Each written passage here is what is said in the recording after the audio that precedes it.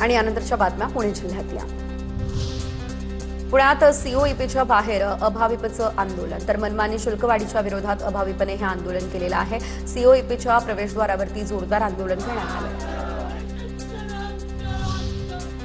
पुणे खडकवासला धरणातून पाण्याचा विसर्ग कमी केलाय। 9,000 वरून पाण्याचा विसर्ग आता 5,000 वरती आहे। रात्री 11 वाजता पावसाचा जोर कमी झाला, त्यानंतर हा विसर्ग कमी करण्यात आला। पुणे जिल्ह्यामध्ये 31 जुलैपर्यंत सरासरीच्या 179% पावसाची नोंद। अपेक्षित 309 मिमीच्या तुलनेमध्ये 556 मिमी पाऊस पडला। मावळ आणि खेड तालुक्यामध्ये सर्वात जास्त पाऊस। कृषी विभागानुसार मावळमध्ये तब्बल 1,680 मिमी इतक्या पावसाची नोंद। पुण्याला पाणी पुरवठा करणाऱ्या 4 धरणांमध्ये एकूण 99.43% इतका पाणीसाठा। खडकवासला, पानशेत आणि वरसगाव धरणं 100% भरली आहे। टेमघर धरणामध्ये 95.45% साठा। गेल्या वर्षीच्या तुलनेत यंदा धरणांमध्ये 11% अधिकचा पाणीसाठा।